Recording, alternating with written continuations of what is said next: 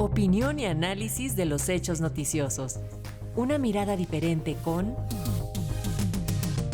Juan Cruz Olmeda.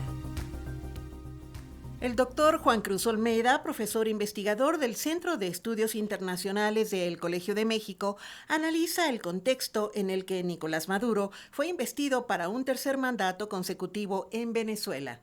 El pasado viernes, Nicolás Maduro inició su tercer mandato consecutivo como presidente de Venezuela, lo que le permitirá permanecer en el poder hasta el año 2031. El evento tuvo lugar en un contexto de militarización de la ciudad de Caracas y un día después de que la oposición realizara marchas en diferentes puntos del país. El hecho señala la transición del país hacia un régimen autoritario explícito, que ya ni siquiera considera necesario sostener una pátina de legitimidad democrática. La situación marca la culminación de un camino iniciado la noche misma de las elecciones del 28 de julio pasado, cuando Maduro dejó en claro que no dejaría el poder más allá de lo que dijeran las urnas. Es necesario recordar que en dichas elecciones los principales contendientes fueron el actual presidente, que buscaba su segunda reelección, y Edmundo González Urrutia, que emergió como un candidato de emergencia de diversos grupos de la oposición luego de que la justicia invalidara la postulación de María Corina Machado. Las encuestas previas mostraban un alto apoyo a este último y la oposición apostaba a que las urnas confirmaran esa tendencia. Sin embargo, una vez que las casillas cerraron y los primeros datos comenzaron a ser cargados en el sistema, este dejó de funcionar. Acto seguido, el Consejo Nacional Electoral, controlado por el chavismo, declaró ganador a Maduro sin hacer públicas las actas. Ante esta situación, la oposición movilizó a sus veedores de casilla y en poco tiempo montó un sitio web ad hoc en el que podían verse copias de dichas actas. El recuento de los votos mostraba allí una contundente victoria de González Urrutia. Lo que siguió fue una maniobra burda del chavismo para desconocer los resultados, pasando la resolución a la justicia ordinaria, también controlada por leales al régimen. La decisión fue nuevamente dar por ganador a Maduro sin hacer públicos los datos de su supuesta victoria y dictar órdenes de captura para los principales líderes de oposición, acusándolos de diversos delitos.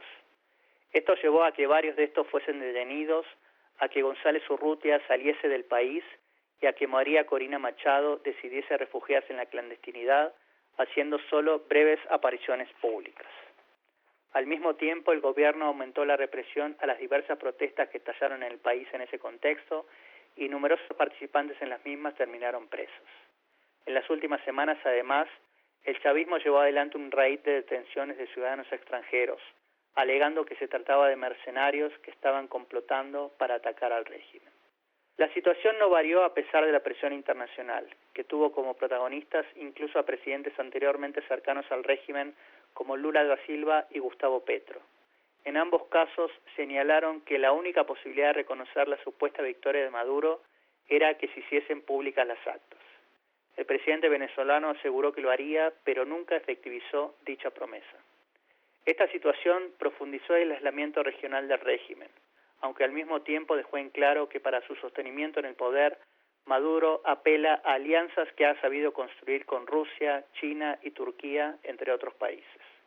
La política de hechos consumados que ha decidido adoptar el presidente venezolano apela a un agotamiento de las protestas por miedo y o cansancio, a sostener la estabilidad económica que el país ha logrado con una dolarización de hecho y a mantener el relajamiento de las sanciones que en el pasado impuso Estados Unidos y que han permitido una revitalización de la producción petrolera. Mientras tanto, el candidato opositor González Urrutia parece haber apostado fuerte a la presión internacional contra el régimen como camino para lograr una salida. En las semanas que pasaron realizó una gira que lo llevó a diversos países de América Latina y al propio Estados Unidos. En todos los casos fue recibido como virtual jefe de Estado y se llevó promesas de apoyo. Sin embargo, esto no permitió que pudiese cumplir con su intención de regresar a Venezuela para el día de la toma de protesta. También María Corina Machado volvió a ganar protagonismo. El pasado jueves reapareció luego de un largo tiempo para encabezar la marcha opositora que tuvo lugar en Caracas. Luego de irse del lugar, se vivió una situación confusa en la que fue primero detenida y luego dejada en libertad por las fuerzas de seguridad. En una comunicación posterior, Machado pareció dar a entender que su liberación fue resultado de la presión externa y de desacuerdos entre diferentes sectores del oficialismo, mientras que figuras prominentes del régimen plantearon que se trató de una puesta en escena. Una de las incógnitas que aparece en el futuro inmediato es cuál será la posición de la administración Trump una vez que éste tome posesión del cargo en pocos días. Durante su primer mandato, la postura del gobierno norteamericano fue agresiva, aumentando las sanciones económicas y dando un respaldo sustantivo a Juan Guaidó.